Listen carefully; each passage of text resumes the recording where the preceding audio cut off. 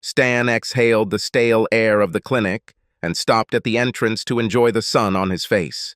He promised himself a coffee as soon as it was all over and crossed the hospital parking lot to an abandoned shopping arcade where two boys on BMX bikes circled aimlessly around security bollards and beat him into the alley, showing off their one-wheel tricks.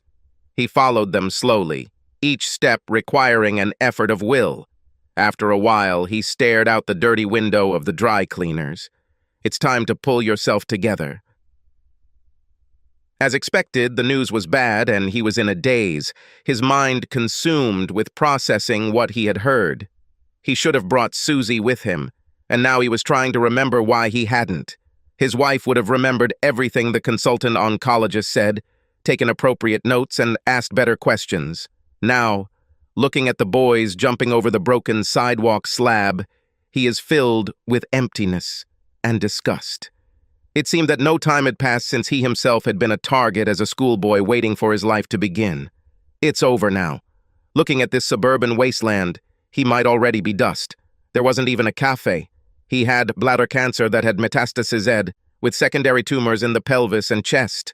The plan was emergency bladder surgery in 3 days, followed by radiation and chemotherapy for the rest. The oncologist did not sugarcoat his chances. He said they would evaluate the situation after the operation.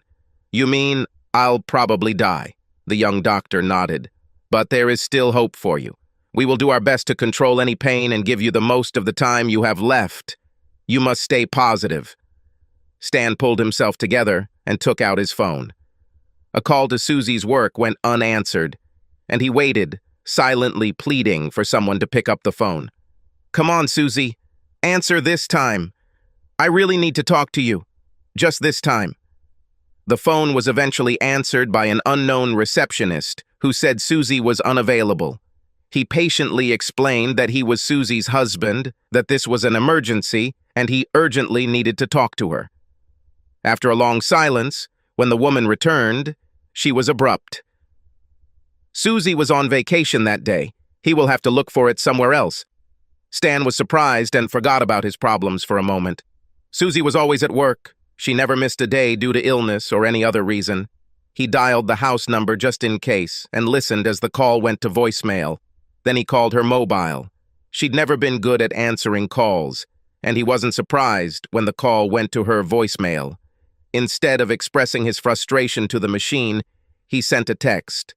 "Call me back as soon as you see this. Need to talk."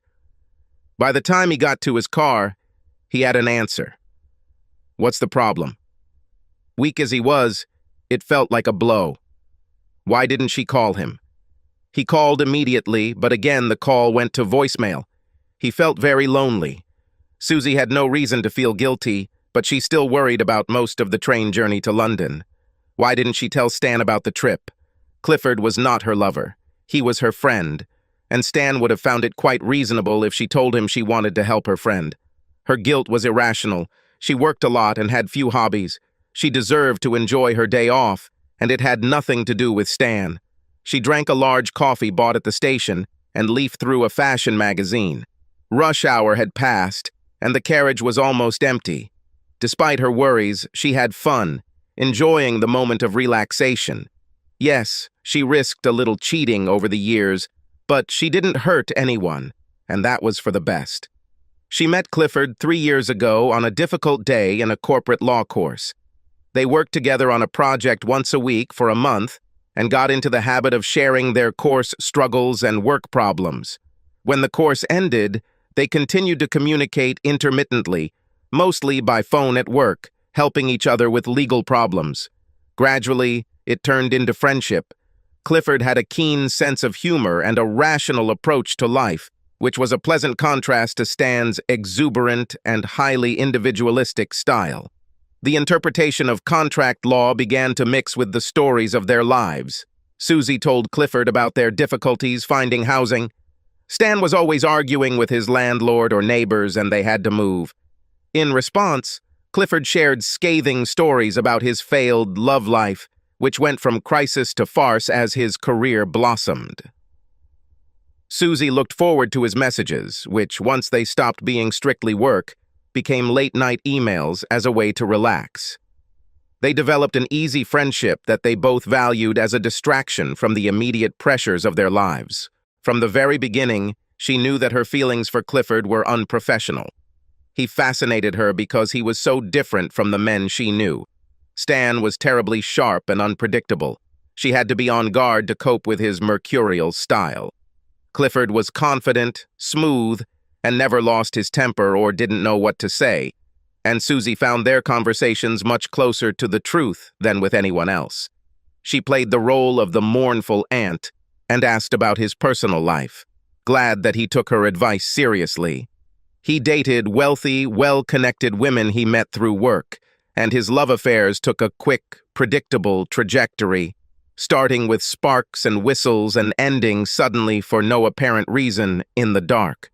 She told him it was because he had difficulty committing to relationships, that he couldn't trust others, and was only happy when he was in control of the situation. Personally, she suspected that he enjoyed the thrill of the chase and missed women after he was successful. But for a time he was deeply in love, a man who expressed his feelings openly and with humor, which she liked.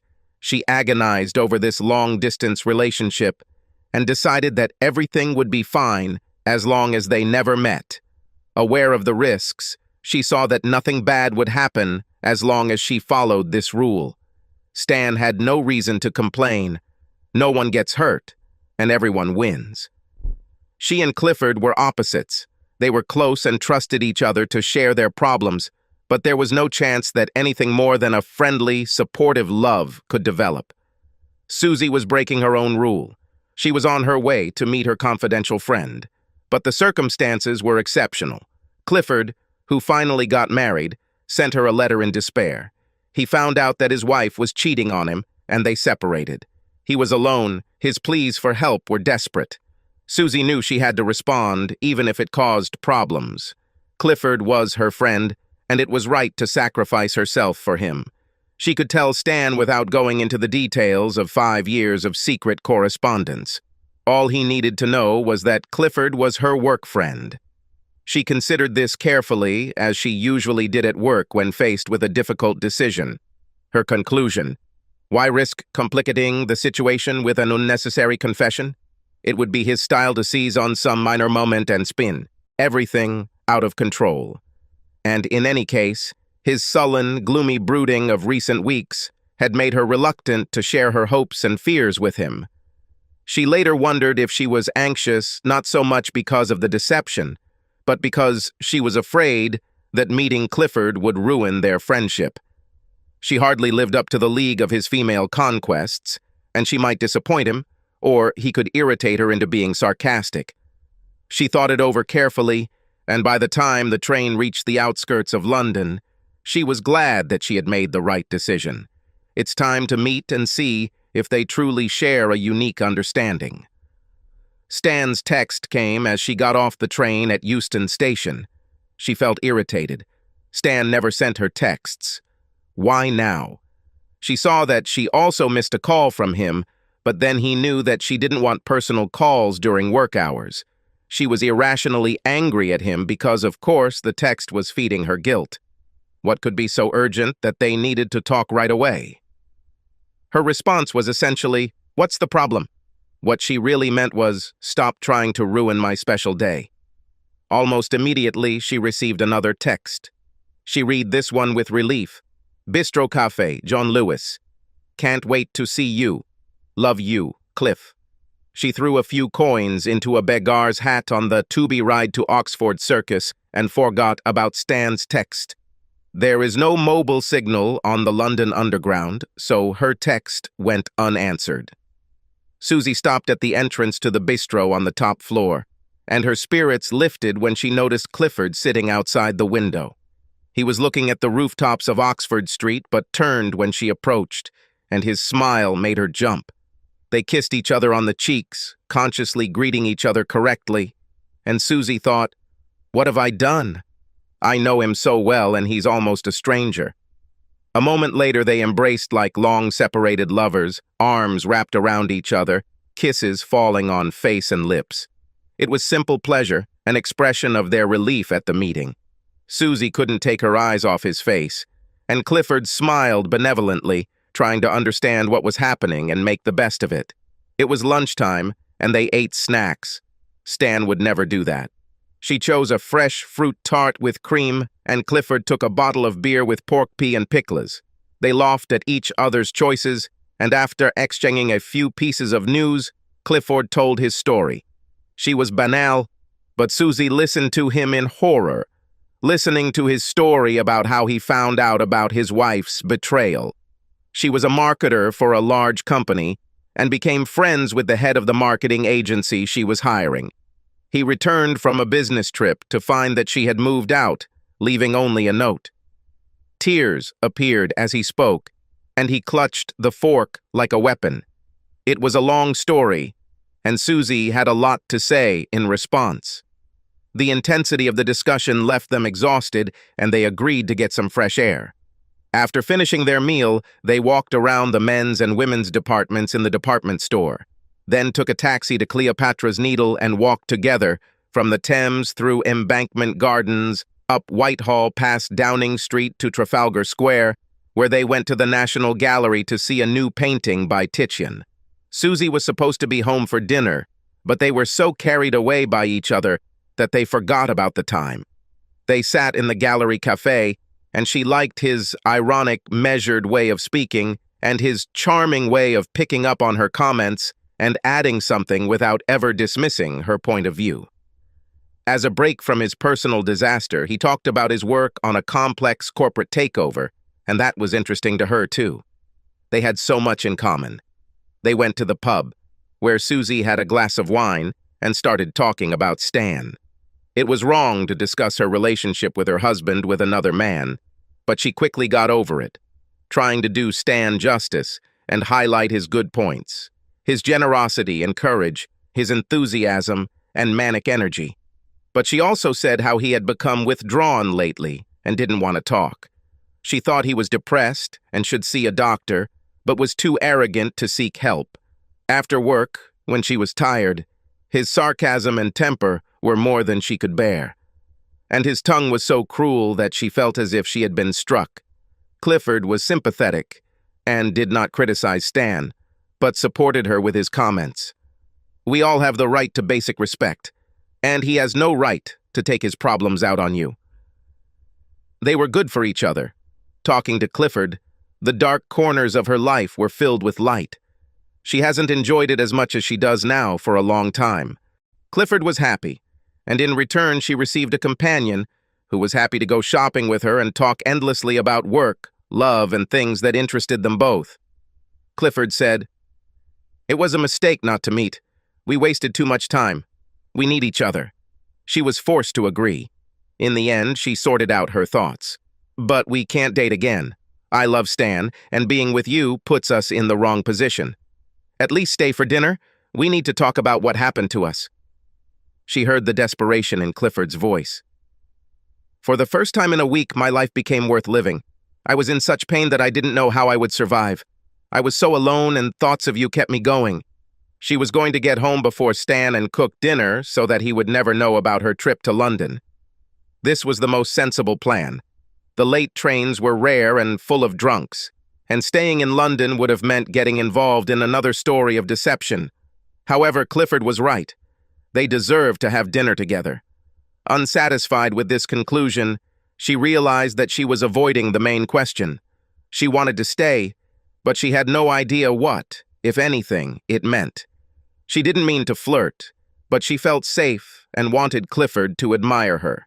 He was gentle, never made her feel uncomfortable, and never said a word to hurt Stan. She sat next to him and touched his beautiful hands. From time to time, he placed his hand on hers, and they smiled, delighted with each other. It felt natural to touch, and of course he had her full attention. He was fascinated. None of them were predators. They both wanted to know where this unusual adventure would take them. Although Susie felt justified in her actions, her guilt did not go away. The sensible way forward was to cool off and arrange another meeting once they had sorted out their feelings. Staying for dinner was foolhardy, but she still wanted to do it and didn't know what was right anymore. With a heroic effort of will, She released her hand from Clifford's grasp and excused herself, went to the toilet and turned on the phone. As the screen lit up, she remembered Stan's text asking her to call and was surprised that he didn't follow through with her response. Whatever he wanted, it couldn't be urgent. She dialed his mobile number, searching for words for her lie. She's been called to an urgent meeting in London, and it ends late. She didn't know when she would be able to free herself. This never happened, but it was plausible that her work could take her to London, and Stan had no way of checking. It was irrational, but she decided it would be okay to stay if she told Stan where she was. He didn't answer the call. Frustrated, she sent him a text. "Sorry for not responding sooner. Urgent meeting, stuck in London. We'll be back late." It was a poor substitute for conversation, but she felt some relief in sending the lie. Before she could put her phone in her bag, another text arrived. Stan must have kept his phone on and handy after all. "What meeting? At work they said you're on vacation." She blushed and sank into her chair, stunned at how quickly her lie was exposed. Why didn't Stan pick up the phone to talk? What could he know? She tried to concentrate, but was distracted by thoughts of her failure. One small inaccuracy, and it was instantly detected. She called his number again and again, but the call was unanswered. This gave her confidence. What could Stan expect if he played children's games with her? Being caught in a lie was humiliating, but she was determined not to let herself be put at a disadvantage. She thought carefully before sending another text. "Didn't mean to bother you. In fact, with my aunt in Tunbridge Wells. She's feeling bad and asked for help. Don't worry, I'll be back tomorrow." Why did she say, "Don't worry," and why? "I'll be back tomorrow." Alarmed by her behavior and her lies, she knew she couldn't face Stan. At the time of writing, she decided to stay in London overnight. She had lost control and needed time to pull herself together before confronting her husband. Moments later, she realized it was wrong. The smart decision was to stick to my plan and return home. She surprises Stan by returning on the last train from Tunbridge Wells. Staying could have jeopardized everything with both Clifford and Stan. Relieved that she had made a decision, she put down the phone and hurried back to Clifford. Clifford grabbed her urgently when she returned, running his hand over her shoulder and neck before kissing her on the lips. "You were gone so long, I was afraid you had run away," he said. She immediately felt better and calmed down from Clifford's relief, but after they hugged for a while, she pulled away, deciding that she needed to think for both of them. She knew she was in trouble, but she surprised herself again. "Cliff, I need a hotel room for tonight. Don't insist, but I'll stay in London for the night. That means we can have dinner without worrying about time. But after dinner, I'll say goodnight. Do you understand? We have to protect what we have." He nodded and kissed her. "Thank you, Susie. You're a miracle. I don't know how I manage without you." Clifford accepted her plan, but Susie was horrified that even after deciding to return home, she decided to stay. It was cowardly because she knew that she couldn't face Stan while her feelings for Clifford were so fresh in her mind. It will be stronger in the morning. While Clifford was calling hotels for her, she looked at her phone, but there were no new texts. Unable to relax, she called Stan's cell number and home number again. No answer. Why is Stan so annoying? They finished their drinks. Clifford found a hotel and was thinking about places to eat. To hell with it, Susie thought. Enjoy your dinner and worry about the rest of your life later. She took Clifford's arm and pressed her cheek to his, comforted by his scent. She no longer knew what was right, and she didn't care. At some point during dinner, as Clifford ate his lemon tart and Susie ate her chocolate panna cotta, their conversation turned directly from developments in corporate law to themselves. "Today was like a miracle," Clifford said. "I never thought I could be this happy again." "I want to be with you so much," Susie said. "But you know I can't. It would embarrass us both and ruin everything. We have to be realistic about when we can be together and not be greedy." "You're right," Clifford replied seriously. "The few opportunities we have to express our feelings will be very valuable. Nothing else matters. It's a lie. Staying apart is a self-inflicted wound." This time, when they kissed, he placed his palm on her chest, discreetly, with their bodies close to each other. "No sex," she insisted. "What we feel for each other has nothing to do with sex." "Then what is it, Susie?" "I love you." She felt the pressure of his hand through her clothes, and his warm and powerful presence so close to her. It felt right to her, but she was careful not to take unnecessary risks. When he put his hand on her knee, she put her hand on his. "Clifford, please, don't ruin dinner. I enjoyed it so much. You're charming. I like you so much, but I'm married. I'm not free like you to express my feelings." "But you can say it. You have to tell me.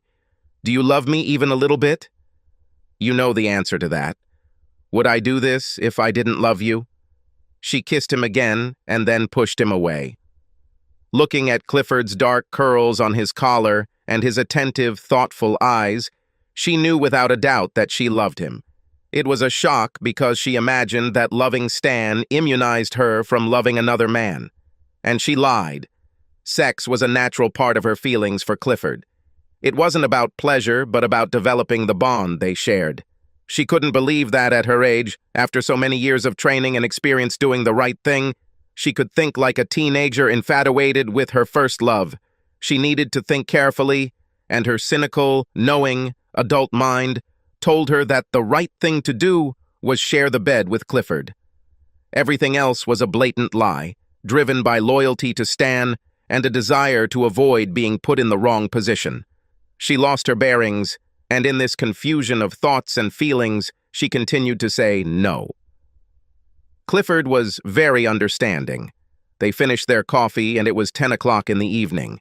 Worried now, and feeling that she would have done better if she had limited herself to 1 glass of wine. Susie went to the toilet again. If only she could talk to Stan. She's sure she could make things right. She took out her phone, and there was no response to her previous text. She called home, then Stan's cell phone, again with no answer. Stan should be home now. Why isn't he answering? Guilt washed over her, suddenly convinced that he knew she was with her lover. That was enough. She could cope with the feeling of guilt, but not with the disgust of being caught up in such a vulgar intrigue. She knew Stan's mental acuity. It scared her sometimes when he noticed things that everyone else missed. Stan knew she was a traitor, and his contempt was unbearable. He would have destroyed her, and she would have crawled away from the ruins, crippled. She returned to the table as Clifford finished paying the bill. "Clifford, I want to, but I can't. I'm sorry. We need to say goodbye. This is all too sudden for me, and I can't handle it. It's just not right." Relief filled her as she said this. She ran out into the fresh air, and Clifford hurried after her. It was dark. The theaters were emptying, and they were caught up in the stream of people who passed them on their way to the subway. Clifford held her hand and said something. She saw tears in his eyes, and she felt strong again, able to make a concession. "We may have one last drink at my hotel, but that's it. We had a wonderful day. I will never forget it. And who knows what will happen next? Nothing is for sure." Until this moment, there was no way she could have ended up in bed with Clifford. She wasn't drunk. She made it clear that she would not sleep with him. Sex itself would have been harmless and enjoyable, but she had no desire to live with the fear of discovery, the need to weigh every word she said to Stan, and the guilt that would stay with her forever. They went to the hotel bar, and Clifford ordered champagne to celebrate a great day, one that would stand out for both of them amid the drab routine of work. Relieved that she had pulled herself together and made a smart decision, she enjoyed their drink, kissed Clifford seductively because she loved him and was grateful for his understanding, and because it was the right thing to do. He deserved her affection, and she wanted him to love her. Stan could give it to him without harm. Everything was fine, and she could handle Stan without being paralyzed by shame. She regained her composure and must have let her guard down because 2 hours later, Clifford was sleeping next to her in her hotel bed. He smiled in his sleep, his breathing sounding like a cat purring. It was not clear to her how this happened. She must have acted like a teenage virgin. They embraced in the hotel bar, dreading the moment when they would have to say goodbye, but embarrassed to show their passion so clearly in public. They finished the champagne. It was late, and they hugged each other, tears welling up in their eyes, desperate. "It's so important.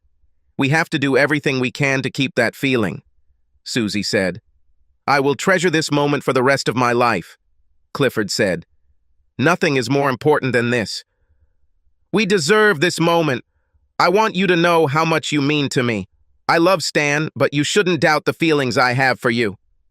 "Show me," said Clifford. "You're the smartest girl I know. Show me that these aren't just some sly, manipulative words from a lawyer." Minutes later, they were in the bedroom, on the bed, and Clifford's hand was under Susie's blouse. She leaned back, glad that her indecisiveness was behind her. Clifford was awkward and unathletic, but on the other hand, he must have learned something from his series of failed relationships.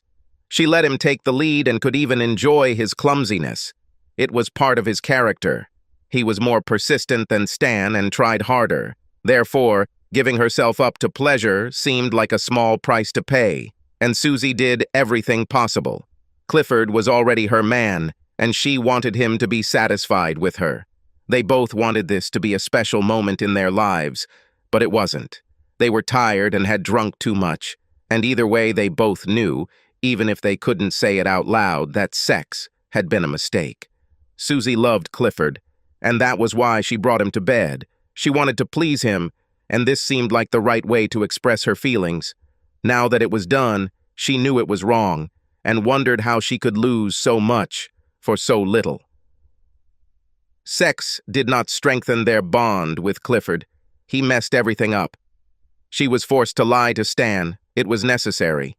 But she had taken a step that would change the rest of her life, and she already regretted it. Stan sat in his empty house, wondering what it would be like to have 3 days to live, or at least 3 days with full capabilities. By 7 o'clock in the evening, he stopped expecting Susie to come in and began to think seriously about what her absence meant. He was not stupid and knew that something was wrong between them. There was no aunt, no business meeting, and he knew she had gone to London for her own reasons. He reread her texts and was only surprised that she would come up with such a careless lie. She had been too busy this morning to notice his anxiety, and he watched as she put a change of clothes into her work bag. Why would she go to work wearing one outfit and then change into something more casual? Because she had no intention of staying at work. Why go through the effort of changing clothes? Because there was someone she wanted to impress. Why not dress at home for a date? Because she wanted to hide her intentions. He wasn't dead yet, but she had already left him behind and moved on.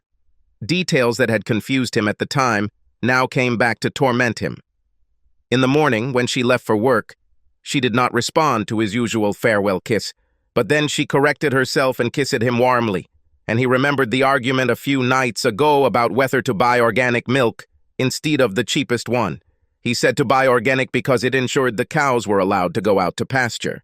She said that depriving animals of pasture was reducing food productivity and was leading to world hunger, an argument he had never heard her make before and which conflicted with her usual concern for animal health.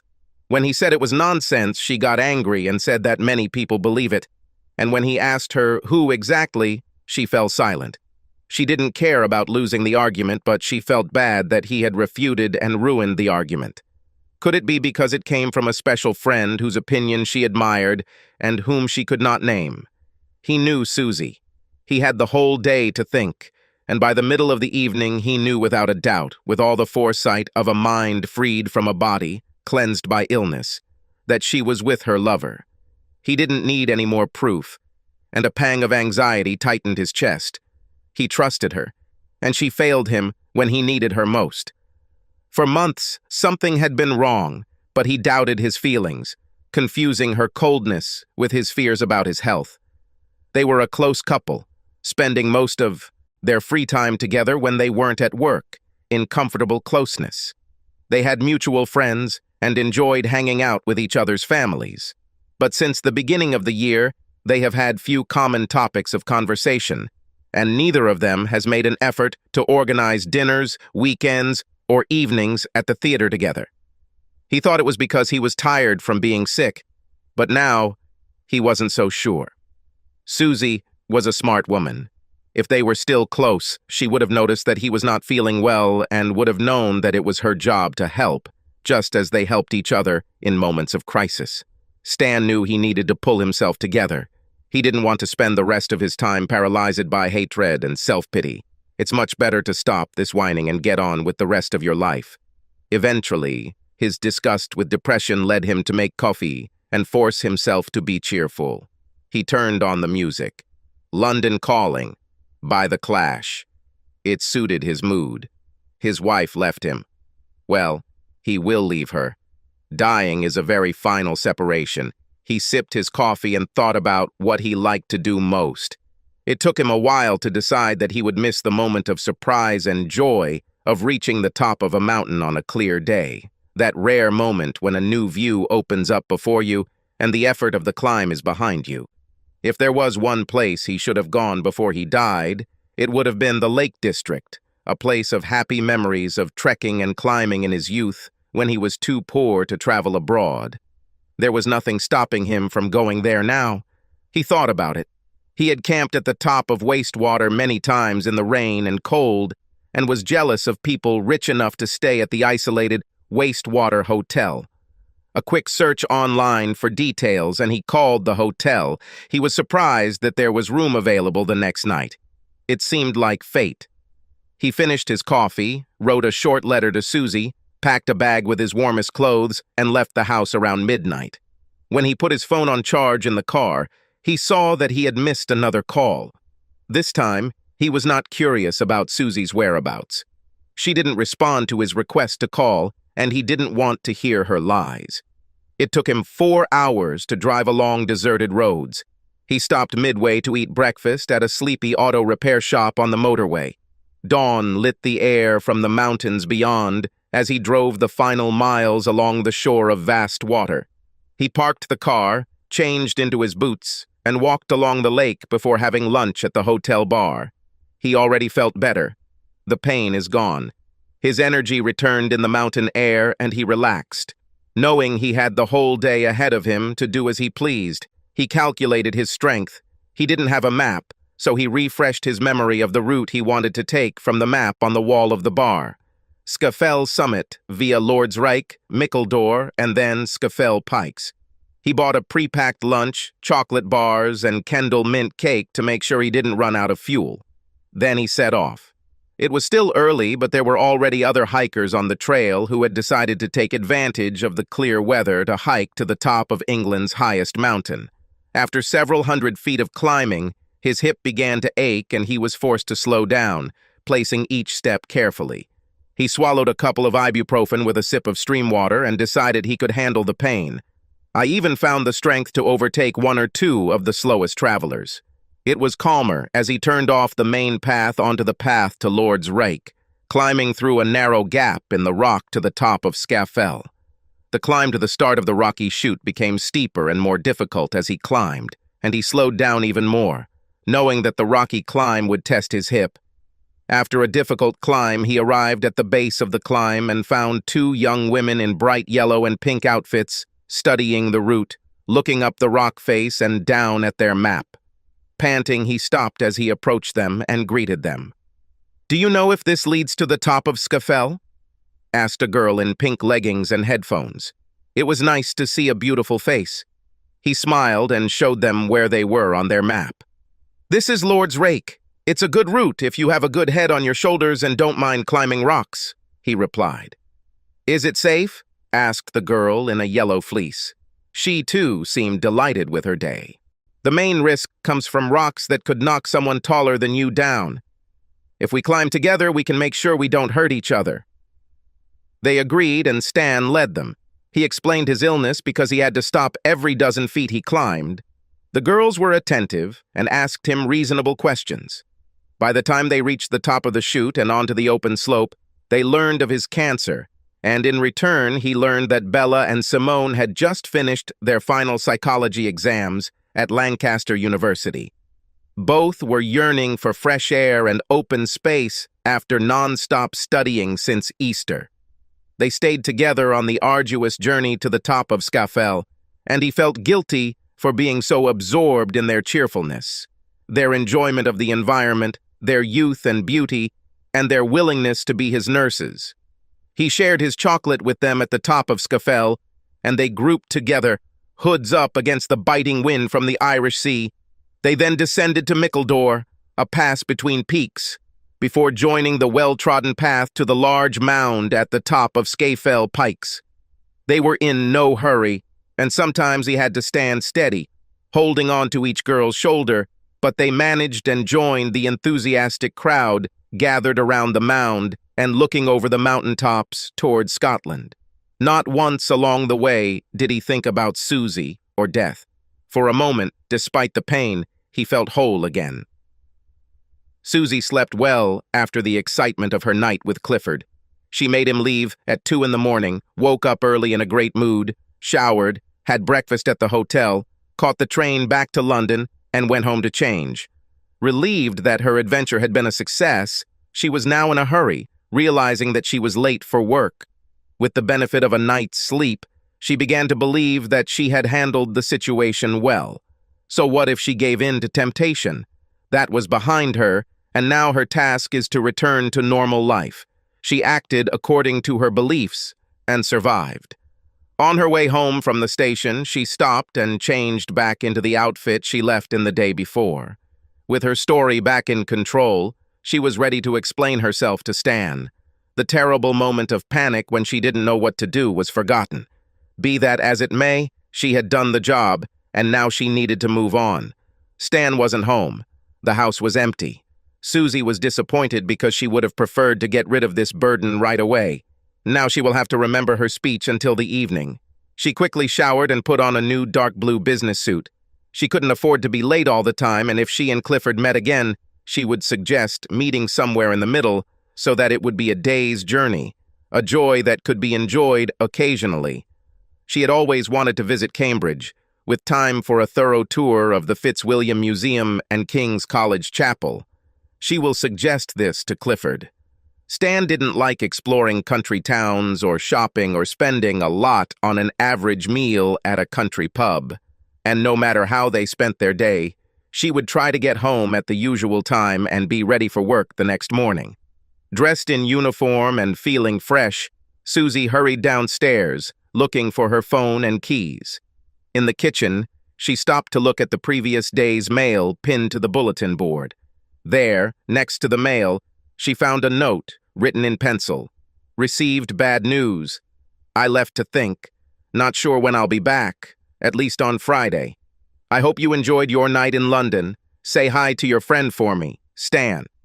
She read it several times and her first reaction was irritation. What's Stan up to now? Then she carefully read it again. What's the bad news? Why couldn't Stan say what he meant? She sat down on the steps, exhaling. Could Stan's mother have died? She dismissed the thought. Stan wouldn't leave without telling her. Did he lose his job? Maybe. He worked for an aggressive telecommunications company that was constantly changing its middle management structure. He survived many bloody battles, but always said that one day his luck would run out. Or he could lose his temper and be fired for his behavior. Stan was smart, but his temper was never completely under control. She reread the sarcastic part about her friend several times. Stan tried to confuse her and, annoyed that she couldn't voice her defense, she picked up the phone and called his cell phone. There was no answer. She then called Stan's work and spoke to his secretary, whom she knew by name. The girl seemed a little embarrassed, as if Susie was trying to drag her into some dubious plot. Stan took sick leave, the girl said. You mean sick leave? Sick leave. He checks in until the end of next week.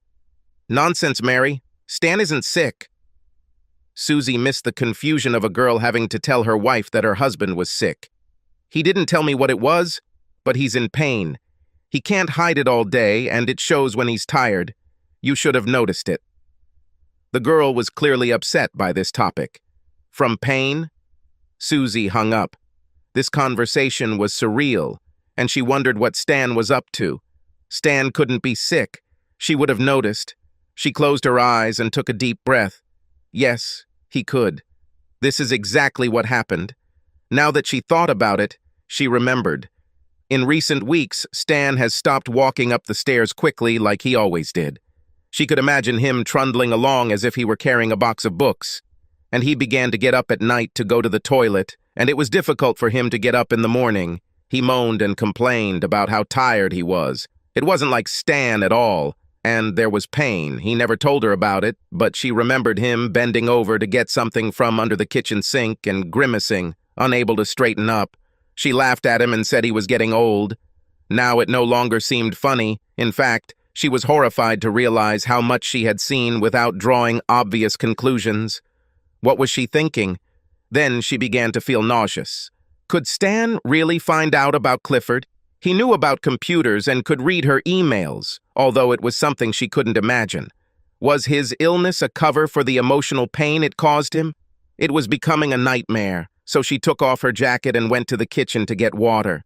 It was too terrible to imagine, but she couldn't shake the thought. Shaking her head and irritated at the unfairness of her situation, she tried to concentrate on what to do. Her mind was paralyzed, but she knew she had to talk to Stan. She stared at the phone. Why couldn't they talk on the phone? She pressed the button to display recent calls. Listed among the unanswered calls from her cell phone was an unfamiliar number that had called yesterday afternoon. She picked up the phone and dialed the number. They answered her immediately. "Good morning. Wastewater Hotel. How may I help you?" Susie caught on quickly. These were the kinds of puzzles she could handle. She said her name. "Do you have my husband's reservation? He forgot to tell me. Stanley Marshall." "Yes, madam.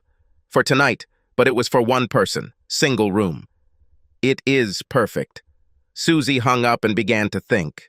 Okay, Stan might not have been feeling well, but he wasn't too bad if he could rush off to the Lake District to go mountain climbing. Stan hiked and climbed when life got too hard, not when he was sick. He had to lie to his job. In that case, why? There could only be one explanation for why he could have acted this way impulsively and without explaining to her. Now she was crying. Bitter tears of self-pity and denial, and tears for the damage caused. Stan knew. She called work and said she needed time to deal with a family emergency. She didn't think about the meetings that would have to be rescheduled or the deadlines that would go undone. Having changed again, she was not a walker, but she had suitable shoes, a fleece, and waterproof clothing. She made coffee, studied the hotel map and website, set up her GPS, and checked her cash. Looking at her mobile phone, she saw 2 texts from Clifford and left them unread. Still no word from Stan. After finishing her coffee, she went out to the car. Stan had a dull ache in his hip that was better than the shooting. Tearing agony he felt as he pulled onto the freeway. He needed to sit down, and he gave Bella money to buy drinks, while he and Simone made their way through the noisy and crowded hotel bar and settled down at the end of a bench near the coal fireplace. The warmth in the bar worked well against his tired body, and he relaxed. Everywhere there were broad backs holding pints of beer tightly, red cheeks, and people laughing as they talked about their exploits in the mountains. Bella chatted and Stan tried to smile, but he felt sick and exhausted. It was only when Simone returned and he was sipping his beer that he felt better. It was decided that after a while, the girls would use the bathroom in his room to freshen up before returning to the university. They sat back and studied the menu, enjoying the warmth and shelter from the sun and wind. When they had recovered a little, they ordered food. Stan chose beef pie and potato chips. It was a good idea, but he couldn't eat much. The girls did much better and even finished his chips. He wanted another drink and looked around the bar to decide which beer to try next. He saw Susie clearly through the crowd of climbers. This was the strangest thing. She looked out of place and he wondered how could she be here. At that moment, before she saw him, her fear and uncertainty were unarmed, and he knew that she would make him miserable again. On impulse, he grabbed the hands of his companions. "Before you go, I want to thank you for today. I hope we all remember today as a special day." He leaned over and kissed each girl on the cheek. "Stan!" Susie was next to him, fear giving way to indignation. He rose to his feet with difficulty and kissed his wife. "How did you find me, Susie? You're just in time for a drink. Let me introduce Bella and Simone. They're my friends and they care about me, so don't worry." All three women looked puzzled. "Maybe this is a good time for you girls to use the bathroom. Come back to say goodbye before you go." Simone nodded and smiled uncertainty. "Thanks, Stan. Take care. You're a wonderful person. We'll say goodbye when we get the room key back." "Keep fighting, Stan," Bella said, patting him on the shoulder. "Keep climbing those mountains. I'll never forget the top of Scafell Pikes, especially when you scaled the mound and shouted 'Fuck you, God,' to the sky." She leaned down and kissed his bald head, tears rolling down her cheek. Left alone, Stan and Susie looked at each other. "Stan, what's wrong with you? And who are these girls? I read your note, but what does it mean?" "They are my friends, psychology students from Lancaster University. We met at the Lord's Reich. Wonderful girls. Their enthusiasm helped me get to the top of Scafell Pikes. What about you? It seems you have made a wasted journey. I sent you a message that said, 'We need to talk,' but that's not important anymore. There was no need to come get me. A call yesterday would have been enough. So why are you here?" "I'm worried. What happened? What did you want to tell me?" "Relax. My two lovely assistants took care of me. I just needed human sympathy and support, and they are stars. I went to the hospital. Was it yesterday? I had stomach pains and they ran some tests. I have a cancer bladder." Susie gripped the edge of the table. She still didn't sit down. "I knew it. Why didn't you say anything? You should have told me." "I tried to tell you, but you didn't answer the phone or call me back when I asked. Remember, you were visiting your aunt in Tunbridge Wells." "Which aunt was it?" "I forget. Your mother was an only child, I remember. Then I waited to tell you when you got home, but you didn't come home last night. And there's no phone signal here." Susie shook her head wearily. "But what did the doctors say? Surely they can cure cancer. So what are you doing here?" "I have surgery on Friday, so I thought I'd go for a walk while I can. The thing is, the cancer has metastasized. It's only going to get worse, so I'm doing it while I can. But tell me what's wrong with you. How's your aunt?" Susie ignored the question and closed her eyes.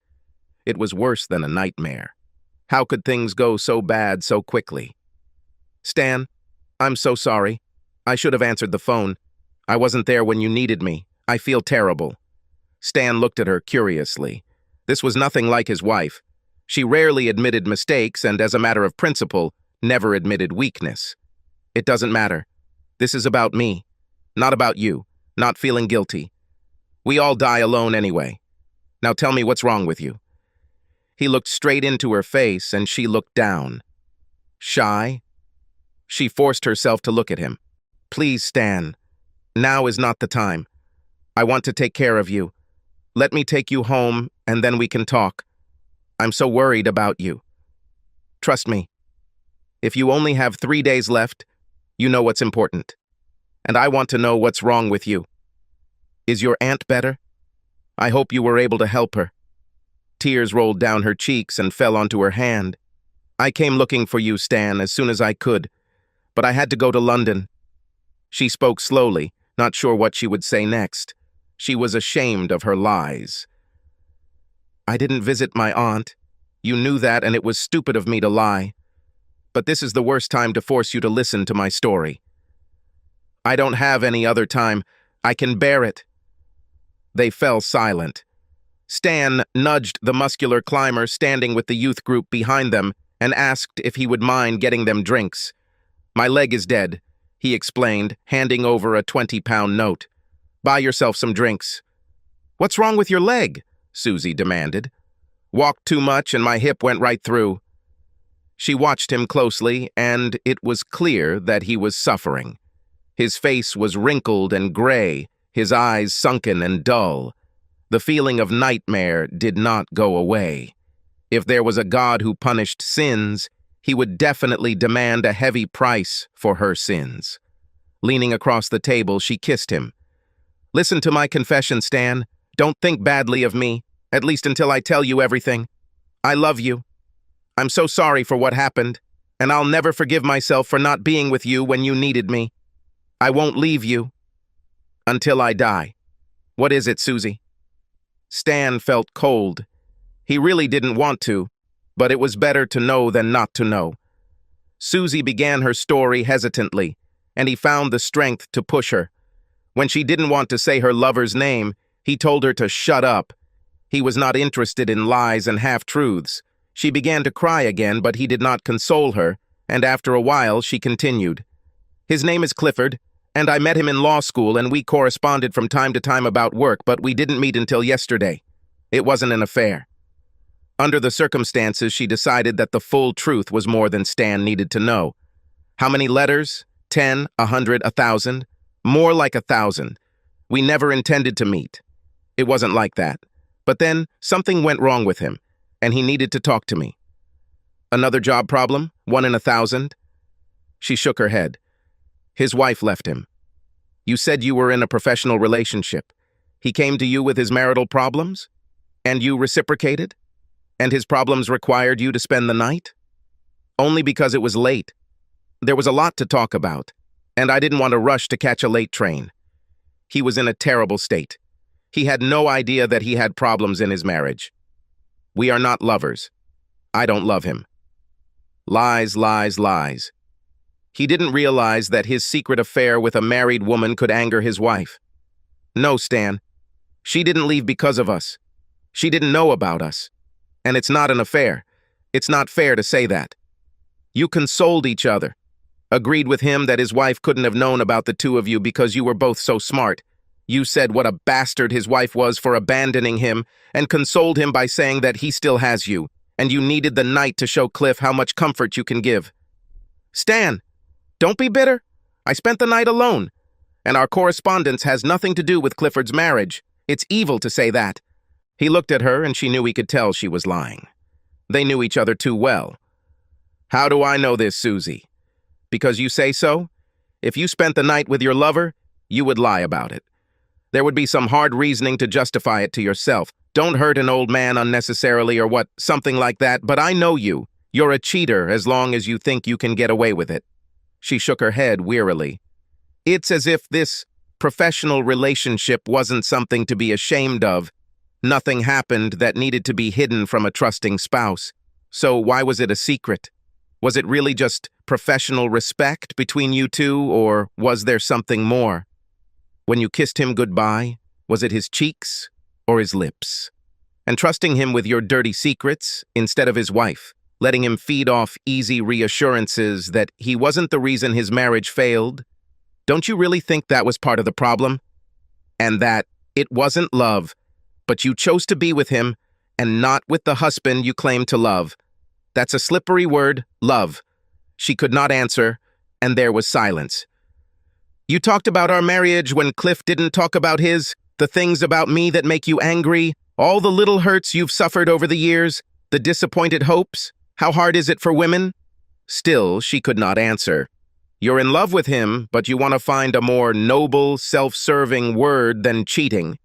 It seemed like a long time passed before she spoke. I don't know. Yes, I love Clifford.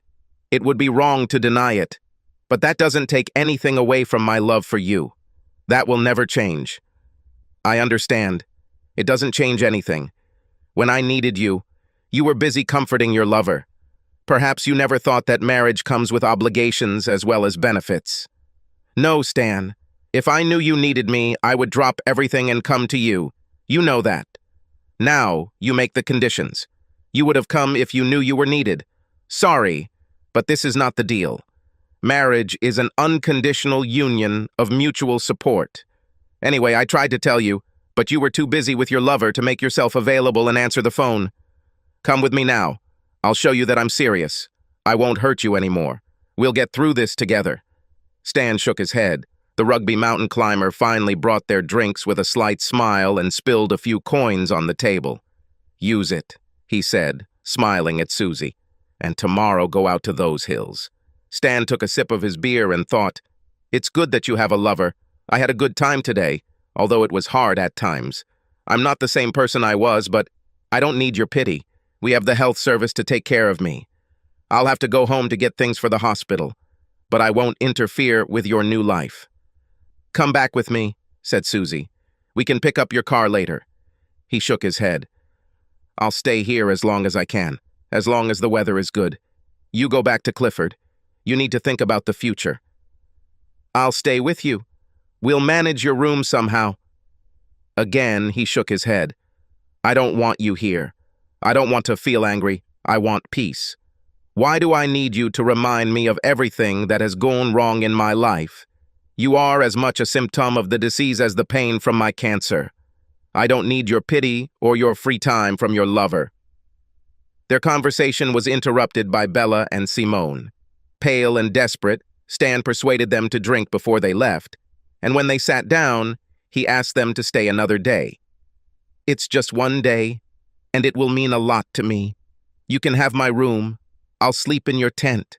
Don't make me beg, but you know how I'm doing. I need you here, and in return, we can have a good time. I have money, and you have youth and energy. What could be better?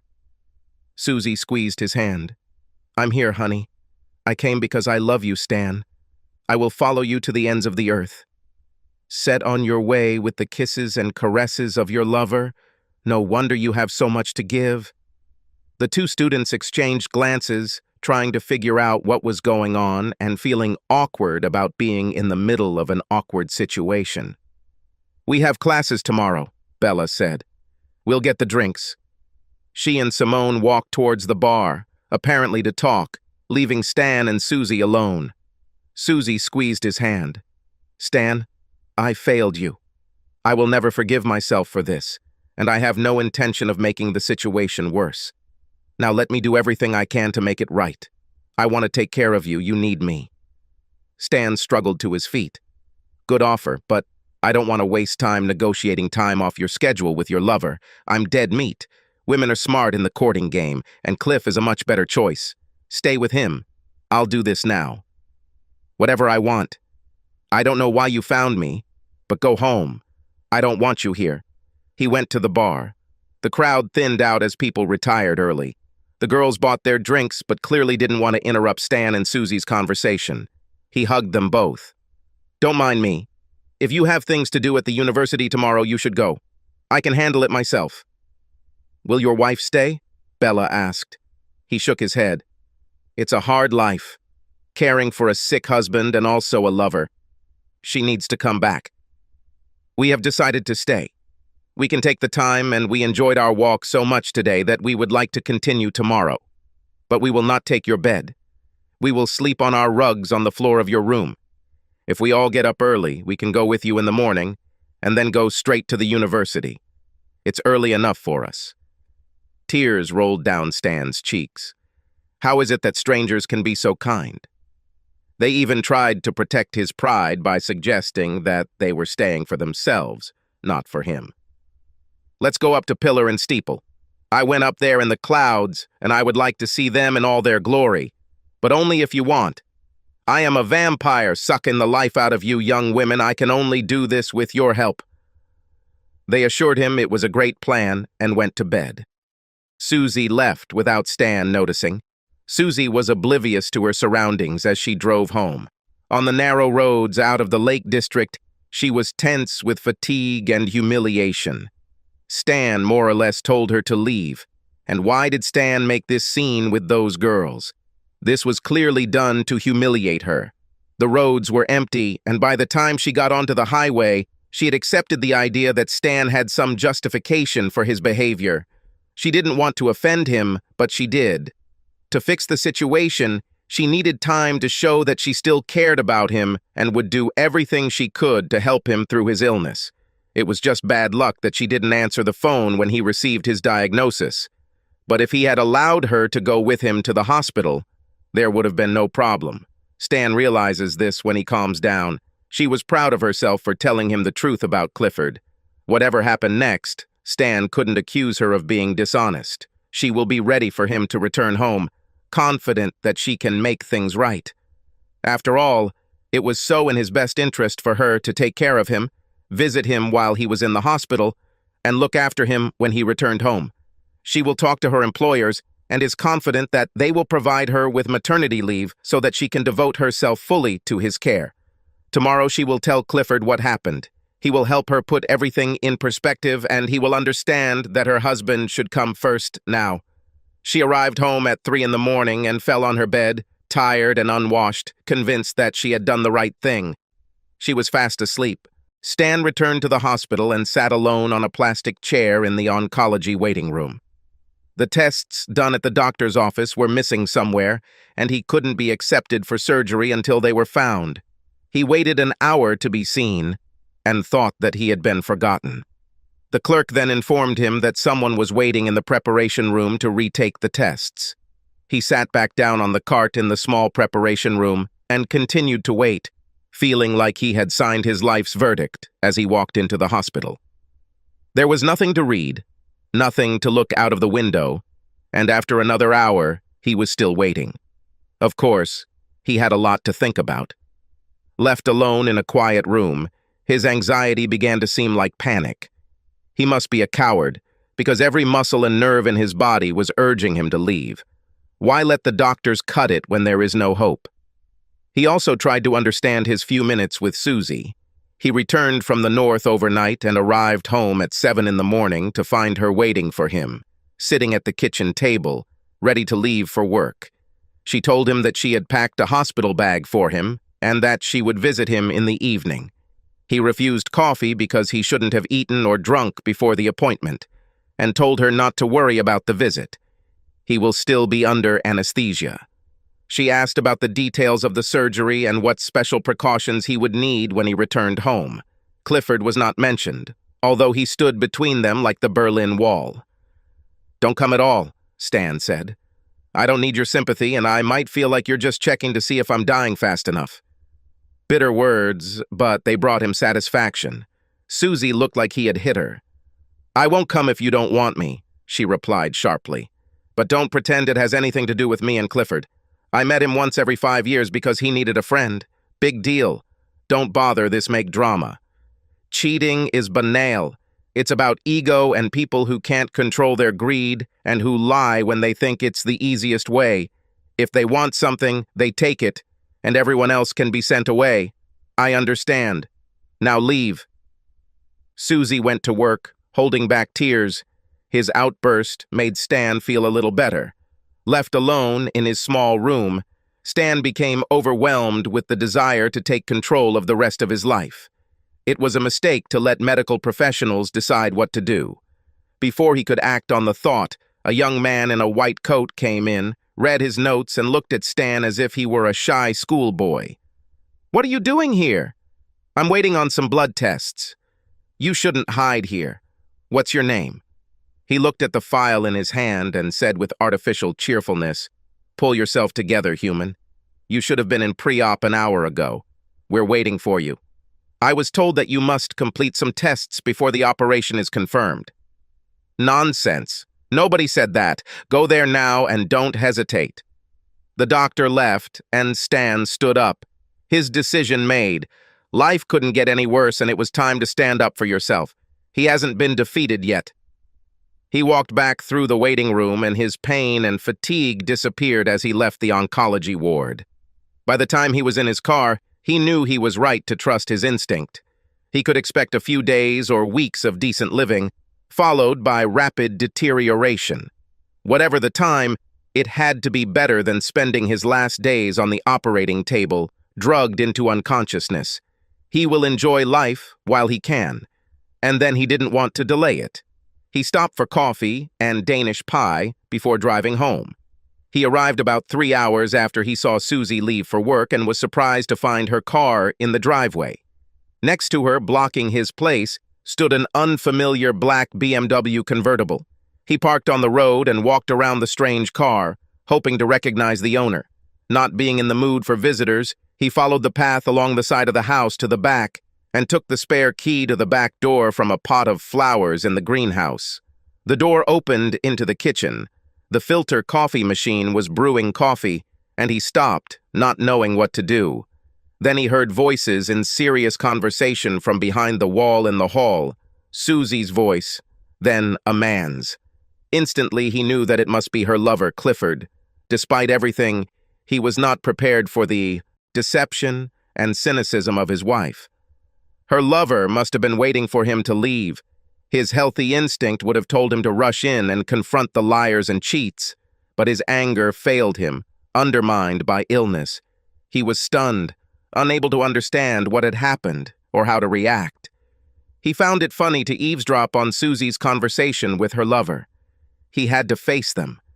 His rational mind came to this conclusion a moment before the impulse overtook him. Why be polite when what he felt was disgust at his lover's violation of his home? He retreated to his small office off the hall and closed the door to muffle the conversation, sat down, and gradually mastered his anger. One thing stood out through his anger. He should not have allowed the last days of his life to be monopolized by his wife's betrayal. There were more important things. He closed his eyes, trying to muster the strength to make a decision. His gaze glanced around the room, his sanctuary where he spent many hours, over the shelves lined with books dating back to his childhood, over the stereo system bought piecemeal when he found good deals, over the beat-up computer. He was going to take his bag of walking clothes and leave, this time for good. The bag was upstairs and he would have to walk past the open living room door. As he stood up, his gaze fell on a bundle lying on top of the books on the top shelf.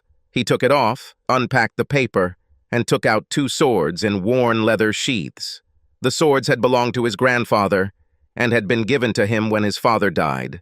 Naval ceremonial swords with steel blades and lots of tarnished silver on the hilt, head and guard.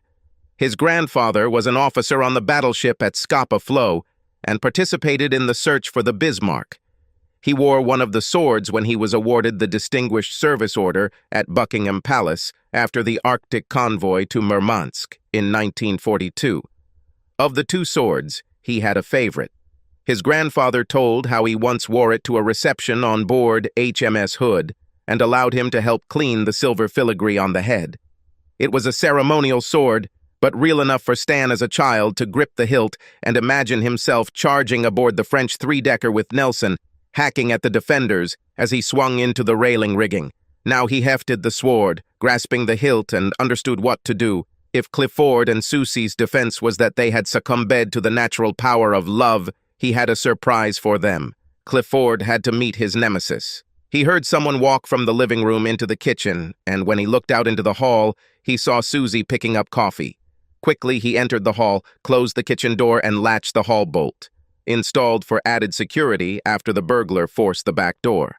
Then he entered the living room. Clifford stood with his back to the fireplace, and his smile froze when he saw Stan in front of him with a sword in each hand. They looked at each other in silence. Stan then threw one sword at Clifford. She hit him in the chest and fell loudly onto the furniture.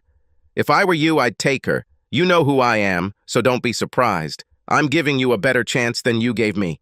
Did you think you could take my wife without fighting? You thought I'd already died? You made a bad mistake, and now we will see how much you love my wife. Will you fight, or do you only care about her if you can steal her for free? Be warned. This is a duel to the death. I have nothing to lose. Only one of us will leave this room on our feet." "That's funny." Clifford's gaze was a combination of fear and horror. "Where's Susan? Look, you misunderstood. Put down those weapons and let me explain. There's no need for theatrics. I didn't come to take her away." Stan raised his sword, pointing the end at Susie's lover's chest. "Where is your pride? So you're happy to steal but not fight? Let me put it this way. If you don't fight, you'll still die. I'll kill you like a mad dog.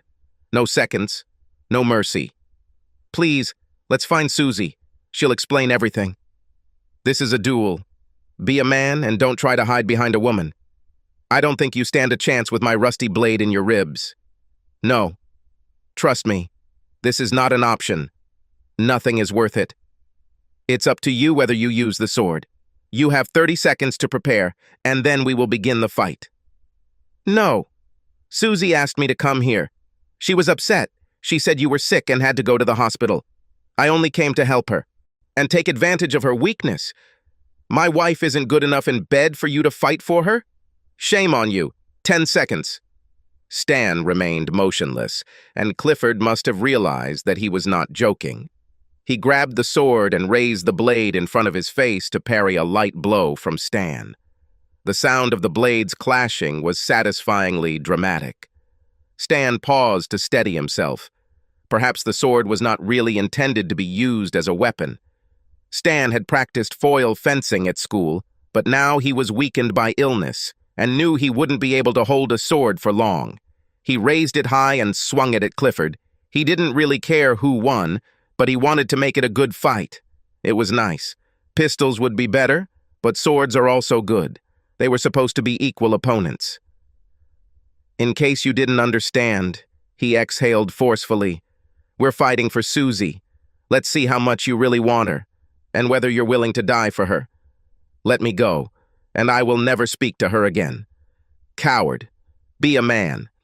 He attacked again, and Clifford dodged, almost cowering. One way or another, the battle could not last long. He was distracted by the sound of banging from the kitchen.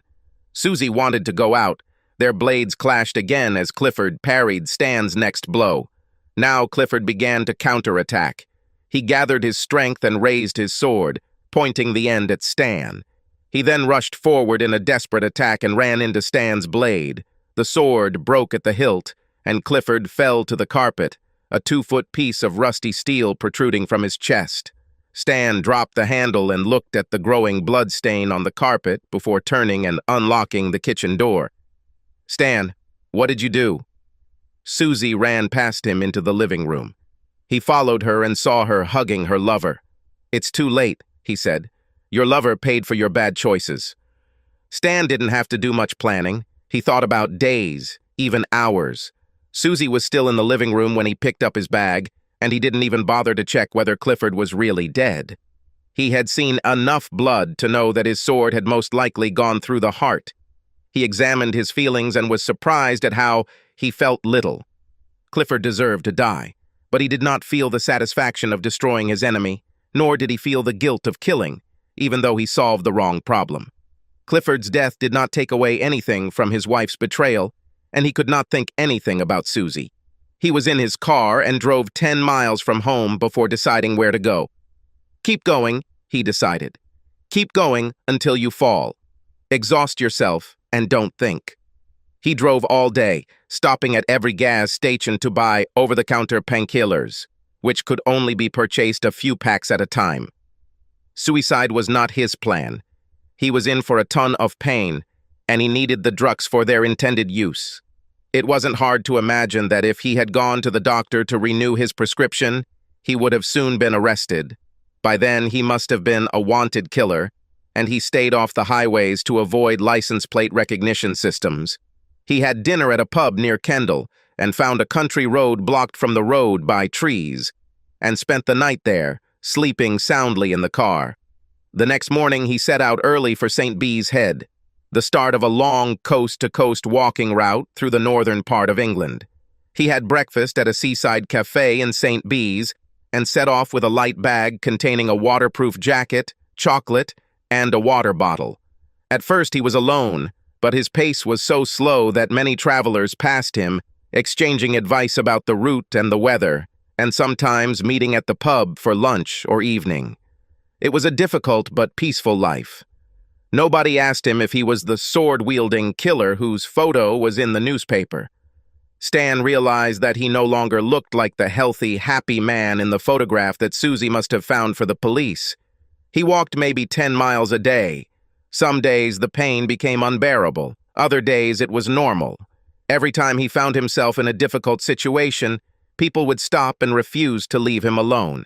Each time he had to convince them not to call mountain rescue or a helicopter ambulance, and on more than one occasion he ended the day surrounded by assistants, virtually carrying him.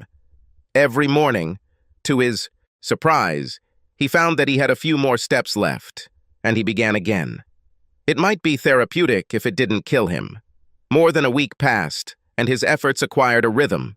But the miles traveled grew fewer each day, and he knew he would never reach Robin Hood's Bay, the end of the trail. Mostly he walked half asleep, numb from painkillers. Every step caused a sharp pain in my hip. The day arrived with a sharp wind and bright skies.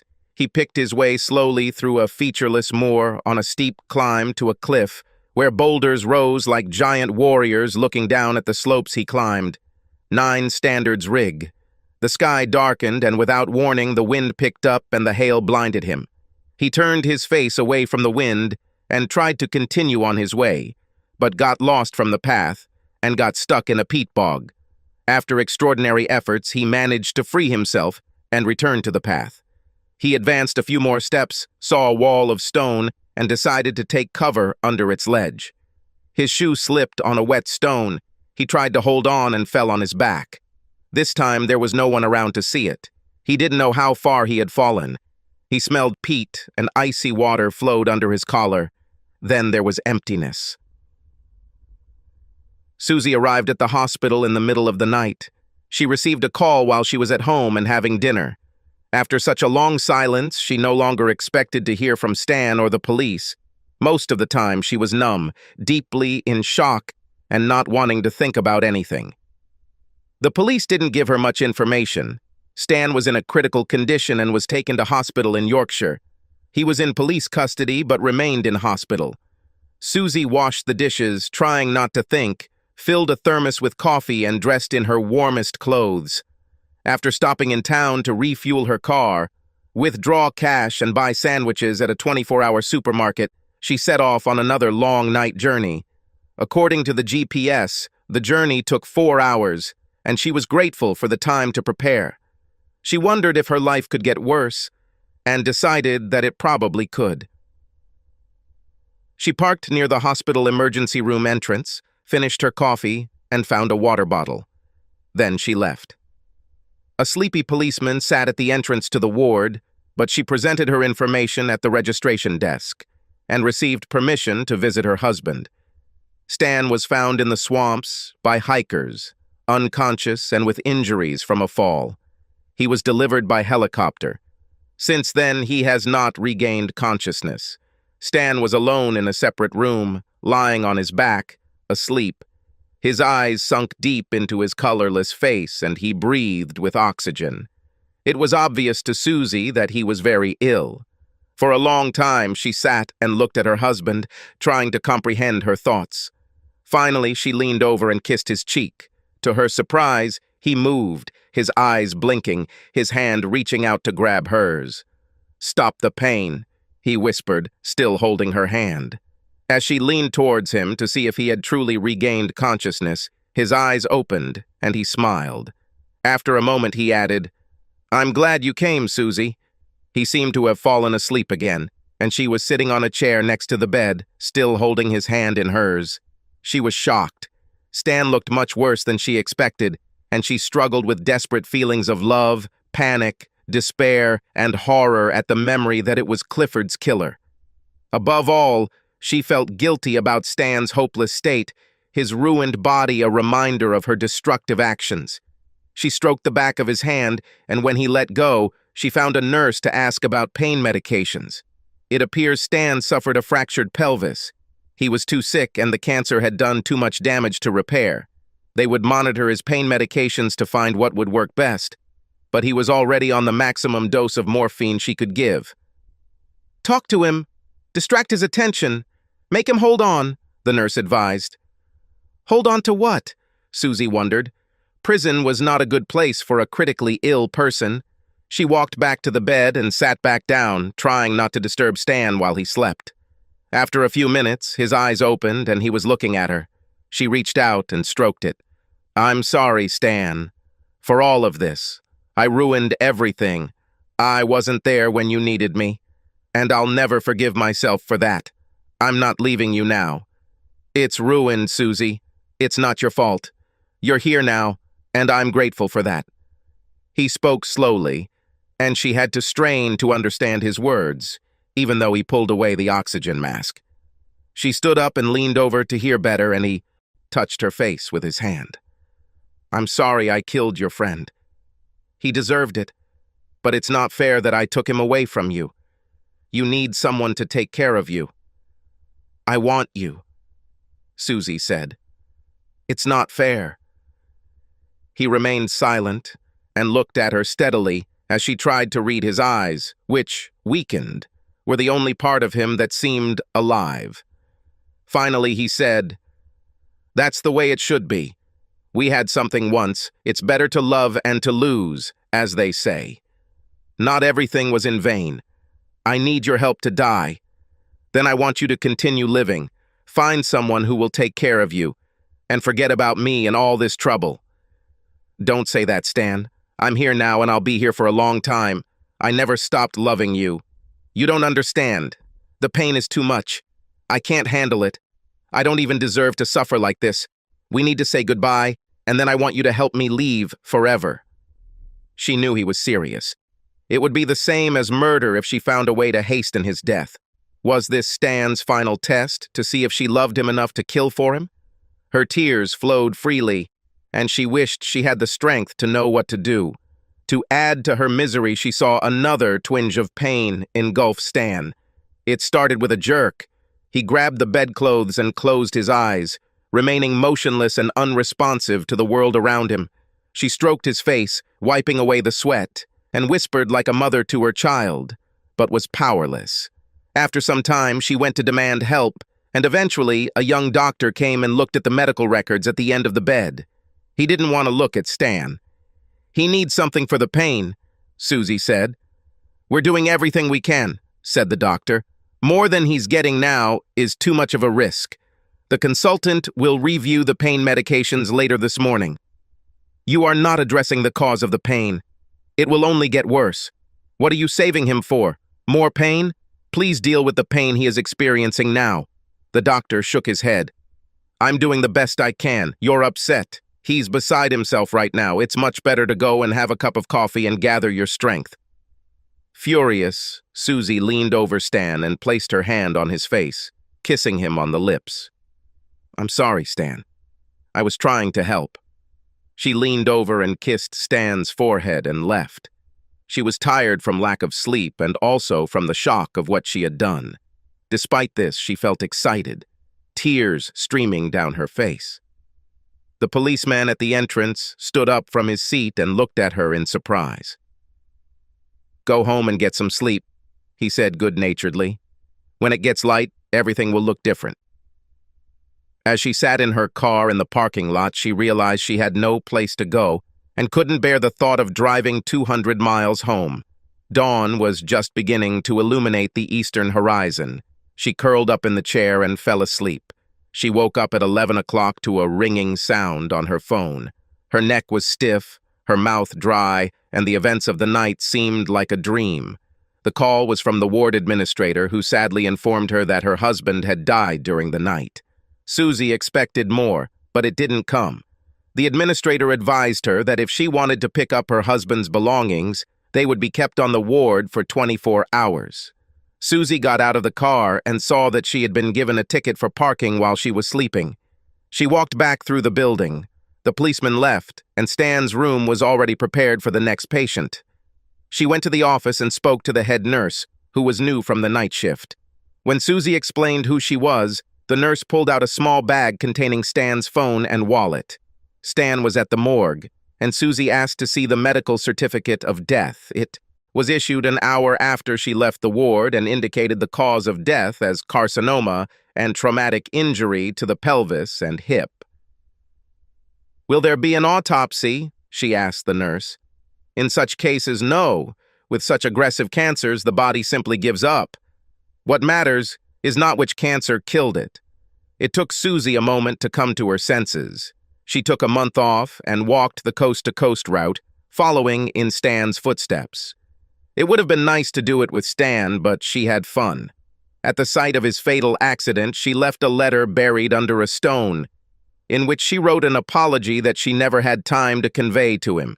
When she returned home, she found that she had lost interest in her job, and a large payout from Stan's job insurance allowed her to quit. The house was inevitably associated with Stan, and she couldn't bring herself to use the living room. She sold the house, moved to London, and found a poorly paid job as a legal advisor to a charity helping young offenders. Her work consumed her completely, and she met many worthy and generous people, including many charming men. Sometimes she went out to dinner with one of them, but gained a reputation as a rather dry person with an ironic tongue. Every year she went on a hiking holiday, most recently on the GR20 route through the mountains of Corsica. Stan would have loved it. About a year after the drama, she received an invitation to a memorial service for Clifford. She thought seriously about what to do and decided that she should go. The service took place at St. George's Cathedral in Southwark, and there were about 500 people there. Clifford appears to have been an important figure. She watched Clifford's family and listened to his praises and could not connect them with the man she knew so incompletely. The service was followed by a reception at a local hotel, but Susie chose to return to work, preferring to continue her business rather than attend the event. Subscribe to our channel so that your second chaff doesn't cheat on you, and go ahead and listen to the next story, because this story is nothing compared to the next one. If you're under 18, don't even think about listening to the next one.